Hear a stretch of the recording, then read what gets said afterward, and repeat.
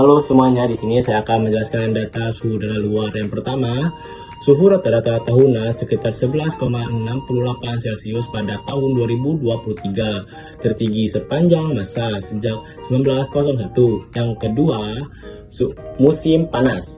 Musim panas sendiri jatuh pada bulan Juli loh.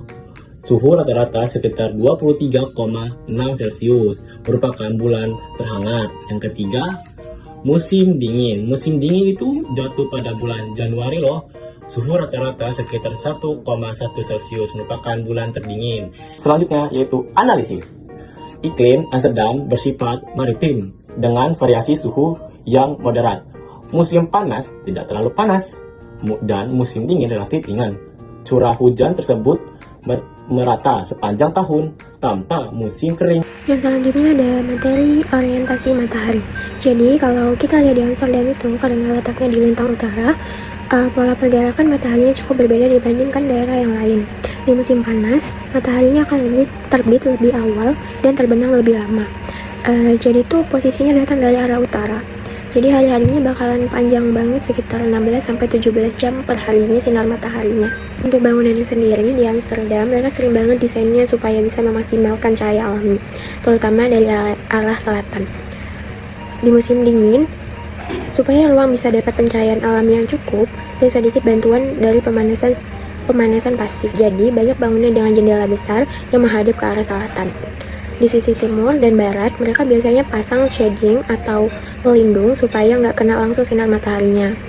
Selanjutnya, saya akan menjelaskan tentang data arah dan kecepatan angin yang merupakan bagian penting dalam memahami kondisi cuaca suatu wilayah. Yang pertama yaitu arah angin. Arah angin dominan di wilayah ini berasal dari barat, tepatnya di Laut Atlantik. Angin barat ini membawa hujan yang lembab sehingga sangat berpengaruh terhadap pola cuaca, terutama dalam hal curah hujan. Yang kedua yaitu kecepatan angin. Kecepatan angin rata-rata juga bervariasi tergantung musim. Pada musim dingin, khususnya pada bulan Januari, kecepatan angin mencapai sekitar 24,6 km per jam. Sementara itu, di musim panas, seperti pada bulan Juli, kecepatannya menurun menjadi sekitar 17,2 km per jam.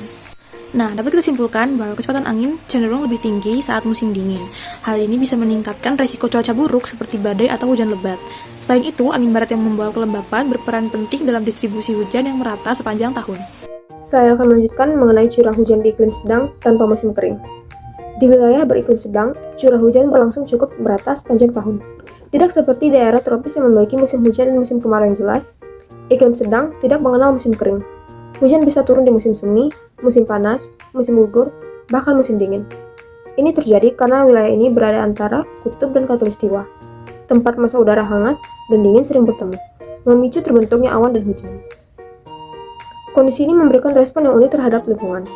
Tanah biasanya tetap lembab, mendukung pertumbuhan tanaman secara lebih konsisten, sungai-sungai pun mengalir stabil, tak banyak perubahan ekstrim dalam debit air. Aktivitas pertanian bisa lebih fleksibel, karena tidak tergantung pada musim hujan tertentu. Namun, curah hujan yang merata juga menuntut kesiapan, karena hujan bisa datang kapan saja. Masyarakat perlu terbiasa dengan perubahan cuaca yang cepat. Selain itu, dampak perubahan iklim global bisa mengganggu stabilan ini, memunculkan potensi hujan ekstrim atau justru kekeringan lokal. Maka dari itu, pemahaman tentang pola cuaca dan pengelolaan air yang bijak sangatlah penting di wilayah beriklim sedang. Selanjutnya, saya akan membahas tentang curah salju. Jadi, dari apa yang kami analisis, kami mendapatkan data bahwa di site tersebut memiliki rata-rata hari bersalju kurang lebih dari 20 hari per tahun. Terus ketebalan saljunya itu juga ringan, sekitar lebih dari 5 cm. Lalu musim salju biasanya di bulan Desember sampai Februari. Frekuensi tidak setiap hari, minggu ada salju, lebih sering hujan dingin. Nah, apa sih responnya yang kami analisis? Kami merespon menggunakan atap miring untuk menghindari penumpukan salju. Lalu kami juga menggunakan insulasi termal, yaitu penting untuk mempertahankan suhu dalam ruangan, dan menggunakan pintu dan jendela kedap udara agar tidak bocor angin dingin. Dan yang terakhir, material eksterior anti licin seperti batu bertekstur agar karena dingin tadi agar tidak kepleset gitu.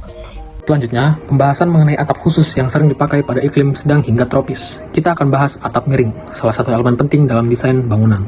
Fungsi utamanya, mempercepat aliran air hujan dan salju supaya nggak menggenang dan menyebabkan kebocoran. Selain itu, ruang kosong di bawah atap memberi ventilasi udara alami, membantu menjaga suhu interior tetap nyaman. Untuk bentuknya, pertama, gable roof atau atap pelana. Bentuk segitiga klasik yang banyak dipakai karena sederhana dan efisien. Kedua adalah mansard roof, yaitu atap bertingkat yang bisa difungsikan sebagai ruang tambahan di bagian loteng. Soal material, kita menggunakan bitumen dan slate. Keduanya tahan terhadap hujan, angin, dan cocok dipasang pada atap yang curam agar air cepat mengalir. Selanjutnya, material dinding yang cocok untuk iklim sedang tanpa musim kering, khususnya di Belanda. Karena curah hujan di Belanda cukup tinggi dan terjadi sepanjang tahun, dinding bangunan harus tahan terhadap kelembaban dan suhu dingin. Material yang paling umum digunakan adalah bata merah karena kuat, tahan cuaca, dan memiliki kemampuan menyimpan panas. Selain itu, banyak rumah di sana memakai dinding berongga atau cavity wall yang terdiri dari 2 lapis dinding dengan ruang isolasi di tengahnya. Ini membantu menjaga suhu dalam ruangan tetap stabil dan mengurangi kelembaban. Di sisi lain, meskipun cuaca di Belanda sering mendung, penggunaan panel surya justru semakin populer. Kenapa? Karena panel surya modern tetap bisa menghasilkan listrik dari cahaya matahari meskipun tidak langsung. Iklim yang tidak terlalu panas juga membuat panel lebih awet, dan ini mendukung penggunaan energi terbarukan yang ramah lingkungan. Jadi, kombinasi antara material tahan cuaca dan pemanfaatan energi matahari membuat bangunan di Belanda efisien, nyaman, dan berkelanjutan. Selanjutnya adalah bukaan dan pencahayaan yang optimal dengan material kaca ganda dapat memberikan beberapa manfaat. Di antaranya ada 1. Mengurangi konsumsi energi. Kaca ganda dapat membantu mengurangi kehilangan panas dan menjaga suhu ruangan yang stabil, sehingga mengurangi kebutuhan akan pendingin atau pemanas ruangan. Yang kedua, ada meningkatkan kenyamanan. Pencahayaan alami yang masuk melalui kaca ganda dapat meningkatkan kenyamanan dan kesehatan penghuni ruangan. Yang ketiga, ada mengurangi kebisingan. Kaca ganda dapat membantu mengurangi kebisingan dari luar ruangan, sehingga menciptakan lingkungan yang lebih tenang dan nyaman. Yang keempat, ada meningkatkan estetika. Bukaan dengan kaca ganda dapat memberikan tampilan yang modern dan elegan pada bangunan.